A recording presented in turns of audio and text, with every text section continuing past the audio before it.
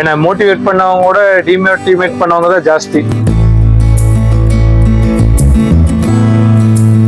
வெளிநாடு ஆப்பர்ச்சுனிட்டி எல்லாம் கிடைச்சது, நான் எதுக்கும் போகல.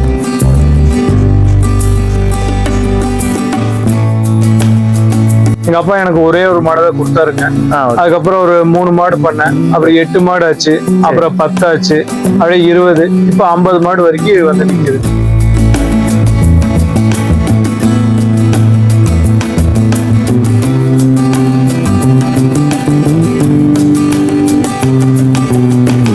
உங்களுக்கு 365 days பாத்தீங்கன்னா ஒரே மாதிரி ஃபீடிங்கு, ஒரே டைம்ல. இந்த 5 மணிக்குன்னா 5 மணிக்கு தான் பால் கறப்போம், 3 மணிக்குன்னா 3 மணிக்கு தீவனம் கொடுத்துருவோம், 7 மணிக்குன்னா 7 மணிக்கு தண்ணி கொடுத்துருவோம். அந்த மாதிரி. சாமானிய விவசாயி உறவுகளுக்கு வணக்கம். இன்னைக்கு நம்ம எங்க வந்திருக்கோம்னு பாத்தீங்கன்னா சிறுமுகையில் இருக்கிற ஒரு மாட்டு பண்ணைக்கு தான் வந்திருக்கோம். இங்க வந்து பாத்தீங்கன்னா இன்ஜினியரிங் முடிச்ச பட்டதாரி ஒருத்தர் வந்து பாத்தீங்கன்னா அதிக பால் கறக்கும் திறன் கொண்ட மாடுகளை வந்து தேர்வு செய்து அதுக்குண்டான கட்டமைப்பு எல்லாத்தையும் வந்து உருவாக்கி அது வந்து பாத்தீங்கன்னா ஹைஜீனிக்காவும் சிஸ்டமேட்டிக்கான முறையில வந்து பாத்தீங்கன்னா மாடுகளை வந்து பல வருடங்களை வந்து வளர்த்து வந்துட்டு இருக்காரு. இவரோட ஃபார்ம்ல இருந்து வர பாலை வந்து எடுத்து வந்து பாத்தீங்கன்னா இவரோட ஓன் பிரதர் வந்து ப்ராசஸிங் பண்ணி மதிப்பு கூட்டல் பண்ணி பால், தயிர், மோர் இந்த மாதிரி பேக்கிங் பண்ணி மக்களுக்கு வந்து நேரடியாக வந்து கொடுத்துட்டு இருக்காங்க. இந்த வீடியோல வந்து பாத்தீங்கன்னா அதை பத்தி முழுமையா வந்து கவர் பண்ண போறோம். அதனால வந்து பாத்தீங்கன்னா வீடியோட லென்த் வந்து அதிகமா வரும். அதனால பார்ட் 1 பார்ட் 2 அந்த மாதிரி 2 வந்து பிரிக்கலாம்னு சொல்லிட்டு முடிவு பண்ணியிருக்கோம். இந்த வீடியோல வந்து பாத்தீங்கன்னா இவர் எப்படி மாடுகளை வந்து தேர்வு செய்யறாரு, அதுக்கு எப்படி தீவனம் கொடுக்குறாங்க, நோய் மேலாண்மை, மெயின்டெனன்ஸ் எல்லாமே வந்து பாத்தீங்கன்னா அவர்கிட்ட வந்து முழுமையா வந்து கேட்டு தெரிஞ்சுக்க போறோம். அதுக்கெல்லாம் இப்பதான் நம்ம சேனல் வந்து நீங்க புதுசா வந்து பாக்குறீங்கன்னா கீழே சப்ஸ்கிரைப் பண்ணிட்டு கூட இருக்க பெல் பட்டனை வந்து பிரஸ் பண்ணி விட்டுருங்க.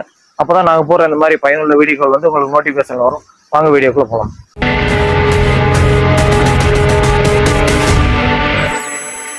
வணக்கங்கண்ணா. வணக்கங்க. உங்க நேம் அப்புறம் உங்க ஃபார்ம் எங்க லொக்கேட் ஆயிருக்கு அப்படின்னு டீடைல்ஸ் பத்தி கொஞ்சம் சொல்லிருக்கேன். என் பேர் ரஜி பிரசாந்த்ங்க. இந்த ஃபார்ம் வந்து சிறுமுகை குத்தாரிப்பாளையங்கிற கிராமத்துல லொக்கேட் ஆயிருக்கு. B12 மில்க்ங்கிற நேம்ல ஃபார்ம் ரன் பண்ணிட்டு இருக்கோங்க. சரி, ஓகேங்க. நான் உங்களை பத்தின ஒரு சின்ன அறிமுகம், நீங்க என்ன படிச்சிருக்கீங்க, ஃபர்ஸ்ட் என்ன ஜாப் பண்ணிட்டு இருந்தீங்க, எப்படி இது மாட்டு பண்ணைக்குள்ள எப்படி வந்தீங்க அப்படின்ற எல்லா டீடைல்ஸ் பத்தி கொஞ்சம் சொல்லுங்க. நான் வந்து BE சிவில் இன்ஜினியரிங் பண்ணிருக்கேங்க. பண்ணி முடிச்சுட்டு 1 இயர் லெக்சரா ஒர்க் பண்ணிட்டு இருந்தேன். வெளிநாடு ஆப்பர்ச்சுனிட்டி எல்லாம் கிடைச்சது, நான் எதுக்கும் போகல. இங்க லெக்சரா 1 இயர் ஒர்க் பண்ணிட்டு இருந்தேன். ஒர்க் பண்ணிட்டு இருக்கும்போது 1 or 2 கவு அப்பா வச்சிருந்தாரு. அதுக்கப்புறம் சரி நான் அப்படியே ஒர்க் பண்ணிட்டு ஃபார்ம் கொஞ்சம் டெவலப் பண்ணலான்னு டெவலப் பண்ண ஆரம்பிச்சேன். அப்போ ஒரு 3 மாடு தான் இருந்துச்சு. அப்போ பார்க்கும்போது 3 மாட்டுக்கு ஒரு 3000-4000 எனக்கு கிடைச்சது. எனக்கு பேசிக் சேலரியே ஒரு 8000-9000 தான் கொடுத்தாங்க. ஸோ நாம வந்து சொந்தமாவே தொழில் பண்ணலாம், பேசிக் சேலரிக்கு போறதுக்கு பதிலா நான் என்னோட ஃபார்மை நல்லா டெவலப் பண்ண நல்லா முன்னுக்கு வரலாம் அப்படின்னு நினைச்சு இந்த ஃபார்மை ஸ்டார்ட் பண்ணேங்க.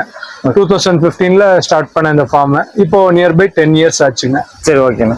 நான் பொதுவாக வந்து பாத்தீங்கன்னா இப்ப இந்த படிச்சவங்க வந்துட்டு பாத்தீங்கன்னா இந்த மாதிரி ஃபார்ம் வைக்கிறேன், பிசினஸ் பண்றேன் அப்படின்னு சொல்லிட்டு ஆரம்பிக்கும் போது நம்ம ஃபேமிலி சைடு நம்ம சுற்று வட்டாரத்துல எல்லாம் வந்து பாத்தீங்கன்னா சில கமெண்ட்ஸ் எல்லாம் வரும் பாத்தீங்கன்னா. கண்டிப்பா எனக்கு ஏகப்பட்ட கமெண்ட்ஸ் வந்துச்சுங்க. அந்த மாதிரி என்னை மோட்டிவேட் பண்ணவங்க கூட டிமோட்டிவேட் பண்ணவங்க தான் ஜாஸ்தி. ஓகே, வேண்டாம், அவங்க நல்லதுக்கு தான் சொன்னாங்க. படிச்சுட்டு ஏன் விவசாயம் பண்ண ஆரம்பிக்கிற, நீ படிச்சதுக்கு என்ன பிரயோஜனம், வேலைக்கு போக வேண்டியதுதானே நிறைய பேர் சொன்னாங்க.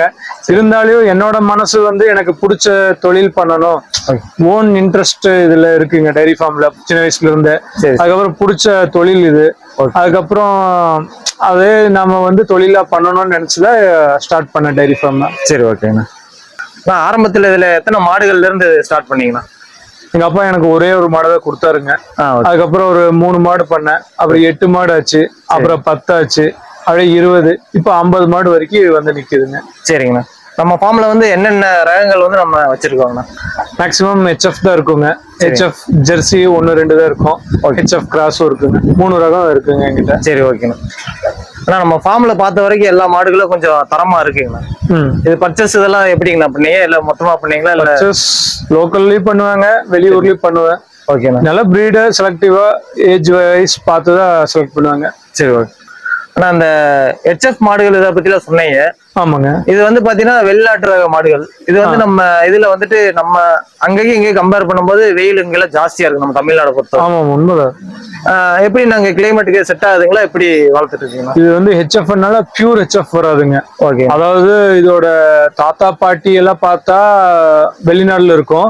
நம்ம தமிழ்நாடு வருகத்த மாடுகளுக்கு வந்து அந்த செமனை கொண்டு வந்து போட்டு இங்கிருந்து வளர்ந்ததுதான். ஒரு 5-6 ஜெனரேஷன் முன்னாடி அங்க நம்ம மாடோட இதுல இருந்துதான் இது பிறந்துதான் இருக்கும். இந்த இனப்பெருக்க வந்து நம்ம அங்கிருந்து டைரக்டா பிளைட்லயோ கப்பல்லயோ கொண்டு வந்து இறக்கலைங்க. இங்கே வந்து அந்த ஊர்ல இருந்து செமனை கொண்டு வந்து நம்ம நாட்டு மாடுகளுக்கும் நம்ம மாடுகளுக்கும் இன்ஜெக்ஷன் பண்ணி அதுல இருந்து பிறந்து வளர்ந்த கண்ணுகள் தான். பேரு வந்து ஹெச்எஃப் இன்ஜெக்ஷன் பண்ணதுனால ஹெச்எஃப் அதுக்கு வந்துருச்சோ தவிர இது வந்து பியூர் பிரீட் எல்லாம் இல்லைங்க. நம்ம தமிழ்நாட்டுல பிறந்து வளர்ந்த மாடுகள் தான் இதெல்லாம். சரி, ஓகேங்கண்ணா. அந்த மாடுகள் வந்து நீங்க எடுக்கும்போது ஆரம்பத்துல எப்படி சூஸ் பண்ணி எடுக்கிறீங்கண்ணா? மேக்சிமம் தலையத்து 2ஆம் நீத்து தான் எடுப்பாங்க. சரிங்க. மேக்சிமம் தலையத்து போய்க்குவேன். 2ஆம் நீத்து 3ஆம் நீத்து எல்லாம் பாத்தீங்கன்னா ஏதோ ஒரு பிரச்சனை இருந்தாதான் வெளியே கொடுப்பாங்க. சோ வந்து தலையத்துன்னு எடுத்துக்கிட்டோம்னா நல்லா இருக்குங்க. நான் எங்கேயும் செட் ஆயிக்கும் வயசு ஒரு 4-5 ஈத்து வச்சுக்கலாம். ஸோ மேக்சிமம் தலையத்து இல்ல 2ஆம் நீத்து செலக்ட் பண்ணி எடுப்பாங்க. சரி, ஓகேண்ணா. அப்புறம் இதுல வந்துட்டு அந்த பால் கறக்கும் திறன் மத்ததெல்லாம் இருக்கு இல்லைங்கண்ணா, இந்த முக லட்சணம் இதெல்லாம் சொல்றாங்க. ஆமா, அதுல என்னென்ன பாப்பீங்கண்ணா? மேக்சிமம் ஃபர்ஸ்ட் வந்து மடியை தான் பார்ப்போங்க. மடியும் பின்னாடி இருந்து பார்த்தா 2 சைடு நல்லா கேப்பா இருக்கணும். கீழே குமிஞ்சு பார்த்தா 4 கோழி முட்டை வச்ச மாதிரி இருக்குங்க. 4 காம்புக்கு 4 கேப் நல்லா இருந்தாதான் அது ஒரு கறக்கும். நரம்பு கொடி இருக்கணும். மேக்சிமம் நல்ல எக்ஸ்பீரியன்ஸான பண்ணை மாடு வச்சிருக்கவங்க மாடுகளை பார்த்தாலே செலக்ட் பண்ணு கறக்கும் கறக்காது. அதே மாதிரி நல்லா கொண்ட போடியம்மாங்க. போடிங்கிற மாடு கொஞ்சம் நல்லா கறக்கும். சரி, சரி. பொதுவா வந்து பாத்தீங்கன்னா இந்த மாட்டு பண்ணை வந்து வச்சிருப்பாங்க நிறைய பேர் வந்து. ஆமாங்க. ஆனா ஒரு ஃபெயிலியரான கண்டிஷன்லயே தான் போயிட்டு இருக்கோம். அவங்களுக்கு வரவு செலவு அதை பத்தி எல்லாம் எதுவும் பார்க்க மாட்டாங்க, வேலை மட்டும் பண்ணிட்டே இருப்பாங்க. அதுக்கு என்னென்ன காரணம் நினைக்கிறீங்க இந்த ஃபெயிலியர்? ப்ராப்பர் மெயின்டெனன்ஸ் இருக்காதுங்க. சரி. ஒரு நாள் பார்ப்பாங்க, ஒரு வாரம் பார்க்காம விட்டுருவாங்க. சும்மா கடமைக்கு நானும் மாடு வச்சிருக்கேன் கறக்குறேன் அப்படிங்கறதெல்லாம் இல்ல. எங்களுக்கு 365 days பாத்தீங்கன்னா ஒரே மாதிரி ஃபீடிங்கு ஒரே டைம்ல. இந்த 5 மணிக்குன்னா 5 மணிக்கு தான் பால் கறப்போம். 3 மணிக்குன்னா 3 மணிக்கு தீவனம் கொடுத்துருவோம். 7 மணிக்குன்னா 7 மணிக்கு தண்ணி கொடுத்துருவோம். அந்த மாதிரி ப்ராப்பர் டைமிங் வந்து நாங்க மெயின்டைன் பண்ணுவாங்க ஃபர்ஸ்ட். அதுக்கப்புறம் கிளீனா மெயின்டைன் பண்றோம். மத்தவங்க வந்து மெயின்டெனன்ஸ் ரொம்ப புவரா இருக்கும். டைமிங் கீப் பண்ண மாட்டாங்க. பிரீட் செலக்ட் பண்றது தப்பா செலக்ட் பண்ணுவாங்க. இந்த மாதிரி நிறைய விஷயங்கள் இருக்குங்க. எல்லாமே ஒரு நாங்க தொழிலா பண்ணும்போது அதை ப்ராப்பரா பண்ணா மட்டும் தான் ஜெயிக்க முடியுங்க எந்த தொழிலும். சரி, ஓகேங்க. ஆனா புதுசா வந்து பண்ணை வைக்கிறவங்க சரிங்க எத்தனை மாடுகள்ல ஸ்டார்ட் பண்ணா கரெக்டா இருக்குங்கண்ணா? முதல்ல 1 மாடு 2 மாடு வாங்க சொல்லுங்க. சரி, ஓகே. மரத்துக்கடியில கூட கட்டி வளர்த்த சொல்லுங்க. இந்த அளவுக்கு இன்வெஸ்ட்மெண்ட் எல்லாம் வேண்டாம். அந்த 2 மாடை மெயின்டைன் ஒரு 6 மாசம் வளர்த்தி நல்லா மெயின்டைன் பண்ண முடியும், என்னால பண்ண முடியுங்கிற ஒரு மன தைரியம் வந்தா மட்டும் பண்ண ஸ்டார்ட் பண்ணலாம். இல்லைன்னா வேண்டாம், கம்மன்னு வேற ஏதாவது வேலைக்கே போயிடட்டும். சரி, ஓகே. ஆனா நம்ம பண்ணையோட நீளம் அகலம் இதுல எத்தனை மாடுகள் வரைக்கும் வளர்க்கலாங்க? என்னோட செட்டு பாத்தீங்கன்னா இப்படி கிழக்க மேக்க 55 அடி இருக்குங்க. தெற்க வடக்க 65 அடி இருக்குங்க. இதுல வந்து ஒரு 35 மாடு, ஒரு labour quarters, food feed store பண்றதுக்கு ஒரு ஸ்டோர் ரூம் இருக்குங்க. சரி, ஓகே. ஆனா இந்த மாடுகள் வந்து உள்ள வந்து கட்டியிருக்கீங்க, ஒரு மாட்டுக்கு இன்னொரு மாட்டுக்கு எவ்வளவு இடைவெளி வந்து நம்ம கொடுக்கணுங்க? 5 அடி இருக்குங்க. ஒரு மாட்டுக்கு கேப் வந்து 5 அடி இருக்குங்க. 5 அடி இருக்கும். ஆமாங்க. 5க்கு 8 வந்து ஒரு மாட்டுக்கு தேவையான அளவுங்க. சரி, ஓகேங்க. ஆனா இந்த பண்ணை வந்து ஸ்டார்டிங்ல வந்து பார்த்தேன். சரிங்க. அது இன்ஃப்ராஸ்ட்ரக்சர்ல வந்து பாத்தீங்கன்னா மேல கீத்துல இருந்து கீழே மேட்ல இருந்து ஃபேன் எல்லாமே பண்ணிருக்கீங்க. இது பண்ண வேண்டிய அவசியம் என்னங்கண்ணா? கொஞ்சம் மாடலா போறோம்னு வைங்களேன். மாடர்னா வந்து இந்த இயருக்கு ஏற்ற மாதிரி 2025க்கு ஏற்ற மாதிரி அப்டேட் ஆகிட்டே இருக்கணும் இல்லைங்க. நீங்க ஐடியா இருக்கட்டும், ஸ்கூல் காலேஜ் எதுல இருந்தாலையும் ஒரு அப்டேட்டடா இருந்தா மட்டும்தான் எதுலையுமே சக்சஸ் பண்ண முடியுங்க. இப்பொழுதுக்கு பாத்தீங்கன்னா இது வந்து அப்போ இருந்த கிளைமேட் வேற, உணவு முறைகள் வேறங்க. இப்ப இருக்க காலத்துக்கு ஏற்ற மாதிரி நாமளும் நம்ம பண்ணைகளை கொண்டு போகணும். லேபர் ப்ராப்ளம் இருக்கு, அந்த மாதிரி நிறைய பிரச்சனைகள் இருக்கு இல்லைங்க. அதுக்கு தகுந்த மாதிரி நம்ம எவ்வளவு ஈஸியா இப்ப இவ்வளோ சஃபிஷியன்டா நான் வச்சிருக்கிறதுனாலதான் ஒரு 35 மாடை ஒரே ஆள் பார்க்க முடியுது. ஒரே ஃபேமிலி தான் இந்த 35 மாடை மெயின்டைன் பண்றாங்க. அந்த அளவுக்கு நான் நீட்டா அமைச்சு கொடுத்துருக்காங்க எல்லா வசதியும். சரி, சரிங்க. ஆனா நம்ம பண்ணையில வந்து பாத்தீங்கன்னா காலையில இருந்து நைட் வரைக்கும் சரி ரொட்டீன் என்னென்ன ஒர்க் பண்ணுவீங்க அதை பத்தி அப்படியே வரிசையா சொல்லிடுங்க. காலையில ஒரு 4 hours ஒர்க் பண்ணுவாங்க, ஈவினிங் ஒரு 4 hours ஒர்க்குங்க. டெய்லி ஒரு 8 hours தான் இந்த 35 மாடுக்கு இவங்க வேலை செய்யறது. மார்னிங் ஒரு 4 o'clock எந்திரிப்பாங்க. எந்திரிச்ச உடனே ஃபீடு வைப்பாங்க கவுக்கு. சரிங்களா. அப்புறம் சாணியை எடுப்பாங்க. சாணியை எடுத்துட்டு மாடை கழுவுவாங்க. கழுவுனதுக்கு அப்புறம் பால் கறப்பாங்க. பால் கறந்து முடிச்ச உடனே பச்சை புல்லு மக்காசோள தட்டு கொடுப்பாங்க. சரி. மக்காசோள தட்டு சாப்பிட்டதுக்கு அப்புறம் தொட்டியில தண்ணி பச்சை தண்ணியை நப்பி விட்டுருவாங்க. அது ஒரு 8 ஹவர்ஸ் பக்கம் தண்ணி முன்னாடி நிக்குங்க. வேணுங்கும் போது எந்திரிச்சு குடிச்சுக்கும் படுத்துக்கும். தேவையான அளவு 24 ஹவர்ஸ்ல 18 ஹவர்ஸ் பக்கம் முன்னாடி தொட்டியில தண்ணி தான் இருக்குங்க. ஏன்னா மாடுக்கு ரொம்ப அத்தியாவசியமே தண்ணி தான். ஆனா அந்த பசுந்தீவனம் அடர் தீவனம் அதெல்லாம் கொடுக்குறீங்களா? ஆமாங்க. இது எந்த அளவுல வந்து நம்ம கொடுக்கணும்னா எந்த டைமிங்ல கொடுப்பீங்கண்ணா? அதான் பால் கறந்ததுக்கு அப்புறம் பசுந்தீவனம் கொடுப்பாங்க. ஒரு மாட்டுக்கு ஈவினிங் 15 கிலோ, மார்னிங் 15 கிலோ கொடுப்பாங்க. அடர் தீவனம் பாத்தீங்கன்னா காலையில 5 கிலோ, சாயங்காலம் 5 கிலோ கொடுப்பாங்க. பிஃபோர் மில்கிங் கொடுப்போங்க. ஆஃப்டர் மில்கிங் பசுந்தீவனம் கொடுப்போம். பிஃபோர் மில்கிங் அடர் தீவனம் கொடுக்குறோங்க. பட் மார்னிங் ஒரு 5 kg, ஈவினிங் ஒரு 5 kg எல்லாரும் தண்ணியில மிக்ஸ் பண்ணி கொடுப்பாங்க. நாங்க தண்ணியில மிக்ஸ் பண்ணி கொடுக்க மாட்டோங்க. நல்லா ட்ரை ஃபீடா கொடுத்துருவோம். தண்ணியில மிக்ஸ் பண்ணி கொடுத்தா டாக்டர் சஜஷன் பண்றது இல்ல. நீங்க இந்த மாதிரி ட்ரையா கொடுத்தாதான் மாடு நல்லா உட்கொள்ளும் அப்படின்னு சொல்றாங்க. நல்லா இருக்கு. அதை நாங்க ட்ரை பண்ணி பார்த்தோம். பெஸ்ட் ஐடியா தான் இருக்கு. ஓகே. ஆனா இது உடல் எடையில இருந்து இவ்வளவு பர்சன்டேஜ் கொடுக்கணும் அப்படின்ற மாதிரி இது கணக்கு இருக்கு. நான் வந்து இளங்கண்ணுக்கும் சரி மத்த கறவைக்கும் சரி ஒரே மாதிரி ஃபீடு சிஸ்டம் தாங்க. இங்க இருக்கிறது எல்லாமே மில்கிங் கவ். இதுல இருந்து மில்க் ட்ரை ஆனதுக்கு அப்புறம் வேற ஷெட்டுக்கு போயிருங்க. அங்க வந்து ஒரு விதமான உணவு முறை இது பண்றேன். மடி விடும்போது ஒரு ஷெட்ல இருக்குங்க. அங்க ஒரு உணவு முறை கைப்பற்றுறேங்க. சரி, ஓகேங்க. இத்தனை மாடுகள் இருக்கு. சரிங்க. இதுக்கு எவ்வளவு ஏக்கர்ல என்னென்ன தீவனங்கள் போட்டிருக்கீங்க? தீவனங்கள் வேற என்னென்ன வெளியே பர்ச்சேஸ் பண்றீங்களா? என்னென்ன பண்றீங்கன்னா? மக்காசோள தட்டு டெய்லி ஒரு டன் வாங்கிக்குவாங்க இந்த கறவை மாடுகளுக்கு. சென்னை மாடுகளுக்கு எங்கிட்ட இந்த சூப்பர் நேப்பியர் வச்சிருக்காங்க. ஒரு 11 மாடு வரைக்கும் 10 மாடுல இருந்து 11 மாடு வரைக்கும் 1 ஏக்கர் பசுந்தீவனம் வேணுங்க சூப்பர் நேப்பியர். சரி, ஓகேண்ணா. அது போக வெளி மேய்ச்சல் மாடுகளும் இருக்குங்க. ஓகேண்ணா. நான் அந்த மாடுகளுக்கு வந்து பார்த்தேன். இந்த மக்காச்சோள தட்டுகள் வந்துட்டு வாங்கியிருந்தீங்க. சரிங்க. அதுல அவர்கிட்ட கேட்கும் போது 70 இருந்து 80 நாட்கள் வரைக்கும் ஆகும்னு சொல்லிட்டு அந்த ஃபார்ம் ஓனர் வந்து சொல்லியிருந்தேன். அப்படி ஆமாங்க.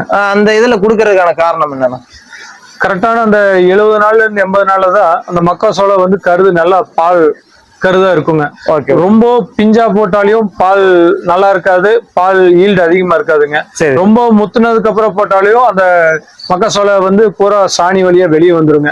கரெக்டான அந்த 70 to 80 நாள் பக்குவத்துல நம்ம அறுவடை பண்ணி அதை மாடுகளுக்கு கொண்டு வந்து கொடுத்தா மட்டும்தான் யூஸ்ஃபுல்லா இருக்குங்க.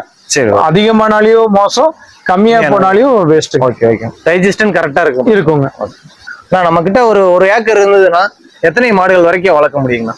நீங்க வெளியே தீவனமா வாங்கி போட்டு வளர்க்கறதா இருந்தா 50 மாடு வளர்த்தலாம். சரி. இல்ல சூப்பர் நேப்பியர் போட்டு வளர்த்தணும்னா 10 மாடு வளர்த்தலாங்க. 10 மாடுகள் வளர்த்து என்னென்ன தீவனங்கள் வந்து நம்மளுக்கு இந்த மாடுகளுக்கு கொடுக்கும்போது நம்ம காசு கட் பண்ணலாங்கண்ணா? இந்த பண்ணை வளர்ப்புல காசு எப்படி கம்மி பண்ணலாம்? ஆமா ஆமா. நான் பார்த்தா பெல்லட்டுங்க, பீர் வேஸ்ட் யூஸ் பண்றவங்க, கோதுமை வேஸ்ட் அப்படிம்பாங்க. அதாவது நல்ல புரோட்டீன் ஃபுட்டாவும் இருக்கணும், சீப் அண்ட் பெஸ்டாவும் இருக்கணும். ரொம்ப நம்ம ஒஸ்ட் ஃபீட் எல்லாம் கொடுக்கறது இல்ல. நீட்டா மெயின்டைன் பண்ணுங்க. ஃபர்ஸ்ட் எந்த ஃபீடு கொண்டு வந்தாலே அதை நீங்க சேமிச்சு வைக்கிறது தான். சரிங்களா? அதை வந்து ப்ராப்பரா மெயின்டைன் பண்ணாட்டி வந்து புழு வச்சிரும். அதை தூக்கி மாட்டுக்கு போட்டீங்கன்னா மாடோட ஆரோக்கியமே கெட்டுரும், பாலும் நல்லா இருக்காது. நீங்க எவ்வளவு தீவனம் வாங்கினாலும் அதை வந்து நீட்டா மெயின்டைன் பண்ணுவாங்க. அதுதான் ரொம்ப முக்கியம். ஓகேண்ணா. இந்த அடர் தீவனங்கள் எப்படிங்கண்ணா நீங்க ஒவ்வொன்றா பர்ச்சேஸ் பண்ணிக்கிறீங்களா இல்ல ஓவராலா கம்பெனி? நான் கம்பெனில பேக் ஆர்டர் பண்ணிடுவாங்க, அவங்க டெலிவரி எனக்கு கொடுத்துடுறாங்க. சரி, ஓகேண்ணா. அது இல்லாம இந்த வைக்கப்புல் இந்த மாதிரி இதெல்லாம் கொடுப்பீங்க? வைக்கோல் கொடுப்போங்க. ஏதோ அஜீரண கோளாறு பிரச்சனை வந்தா, மாடுக்கு ஏதோ ஃபீவர், கண்ணு போடுற சமயத்துல, பால் வத்த அடிக்கிற சமயத்துல வைக்கோலும் வரத்தட்டும் யூஸ் பண்றவங்க. சரி, ஓகேண்ணா. ஆனா இங்க ஒரு 50 மாடுகள் பக்கம் வச்சிருக்க மாதிரி சொன்னீங்க. இருக்குங்க. இதுக்கு எத்தனை பேர் வந்து பாத்தீங்கன்னா நீங்க ஆட்கள் போட்டு வேலை பாக்குறீங்க? இந்த 35 மாடு ஒரு ஃபேமிலி பாக்குறாங்க. மிச்சம் ஒரு 15 மாடு ஒரு ஃபேமிலி பாக்குறாங்க. அது வந்து வெளிமேச்சல் இருக்கிறது. அதுக்கப்புறம் அதுக்கு கொஞ்சம் ஷெட் இந்த அளவுக்கு இது இருக்காதுங்க. சரி. அது வேற மாதிரி முறையில அதெல்லாம் பிரெக்னெண்டா இருக்கறனால கொஞ்சம் வெளியே மண்ணில் கட்டி இருக்கணும். கொஞ்சம் ரிலாக்ஸேஷன் டைம் எல்லாம் வேணுங்கிறதுக்காக இங்க வந்து ஒரு 9 months இங்க இருக்கும். ஒரு 3 months மாடு வெளியே இருக்குங்க பர் இயர்ல. சரிங்க. நம்ம பண்ணையில இருக்கிறது ஃபுல்லா பால் கறக்கும் இருக்கு. இந்த பண்ணையில இருக்கிறது பூரா பால் கறக்கிற மாடு தாங்க. சரி, ஓகேங்க. ஆனா நம்ம பண்ணையில ஒரு நாளைக்கு எத்தனை லிட்டர் பால் கறக்குறீங்கன்னா? ஒரு 50 மாடு வச்சிருந்தா கண்டிப்பா 500 லிட்டர் வரணுங்க. இதுல சென மாடு இருக்கும், மத்த கறவையும் இருக்கும், கண்ணு போட்ட மாடும் இருக்கும், கண்ணு போடுற மாதிரி மாடும் இருக்கணுங்க. 10 மாடு வச்சிருந்தீங்கன்னா 100 லிட்டர் இருக்கணும். 20 மாடு வச்சிருந்தீங்கன்னா 200 லிட்டர். நான் 50 மாடு வச்சிருக்கேன்னா 500 லிட்டர் கொண்டு வந்தா மட்டும் தான் பண்ணை லாபகரமா இருக்குங்க. சரி, ஓகேங்க. ஆனா இந்த மாடு வந்து பாத்தீங்கன்னா குட்டி போட்ட உடனே பாத்தீங்கன்னா அது அதிகமா பால் கறக்கும் திறன் இருக்கும் பாத்தீங்கன்னா. ஆமாங்க. அது நாள் ஆக வந்து பாத்தீங்கன்னா கம்மியாகி வத்து கறவையாயிரும். இது எப்படி நீங்க பிரிச்சிருக்கீங்க, எப்படி மெயின்டைன் பண்றீங்க? அது மாடு பாத்தீங்கன்னா 365 நாள்ல 300 நாள் நமக்கு பால் தருங்க. 65 நாள் தான் ரெஸ்ட் இதுல இருக்குங்க. அந்த 300 நாள்ல பாத்தீங்கன்னா ஃபர்ஸ்ட் 100 நாள் நல்ல ஈல்டு இருக்கும். நெக்ஸ்ட் 100 நாள் கொஞ்சம் ஈல்டு கம்மியாகும். இன்னொரு அடுத்த தேர்ட் 100 நாள் இன்னும் ஈல்டு கம்மியாயிருங்க. ஒரு 20 லிட்டர் வந்துச்சா அடுத்தது வந்து 15 கீழே போயிருங்க. நெக்ஸ்ட் ஃபர்ஸ்ட் ஒரு 100 நாள் ஒரு 50 நாள் 20 லிட்டர் வரும். அப்புறம் ஒரு 50 நாள் 18 லிட்டர் ஆயிரும். அப்புறம் நெக்ஸ்ட் 150 நாள் ஒரு 15, அடுத்தது 250 180 அப்படியே ஒரு 50 லிட்டரா ஒரு 3 மாசத்துக்கு 50 நாளைக்கு கம்மிட்டே வருங்க. ஓகே. மாடு வந்து ஒரு 60 கண்ணு போட்டு 60 நாள்லயே பருவத்துக்கு வந்துடும். நெக்ஸ்ட் லாக்டேஷனுக்கு ரெடி ஆயிரும். நாங்க 60 நாள்லயே ஆர்டிபிஷியல் இன்செமினேஷன் பண்ணிடுவோம். ஏன்னா புல்லு வச்சிருக்கோம், புல் வச்சு மேட் பண்ணிக்கிறோங்க. ஓகேண்ணா. அதை எப்படி பிரிச்சிருக்கீங்க? இந்த 50 மாடுகள் எப்படி பிரிச்சிருக்கீங்க? 7 டிவைட் பண்ணிக்கோங்க. ஒரு 7 மாடு கண்ணு போடுற மாதிரி கண்டிஷன்ல இருக்கும். 7 மாடு வத்துற மாதிரி இருக்கும். 7 மாடு செனை ஒரு 5 மாசம் 6 மாசம் இருக்கும். 7 மாடு 3 மாசம் செனை கன்ஃபார்ம் ஆனதா இருக்கும். 7 மாடு ஊசி போட்டிருப்போம். 7 மாடு கண்ணு போட்டிருக்கோங்க. அது மாதிரி பாத்தீங்கன்னா 7 × 7 49 வரும். ஓகே. அப்புறம் ஒரு காலை 50 அந்த ரேஷியோல தான் நான் வச்சிருக்கேங்க. சரி, ஓகேங்க.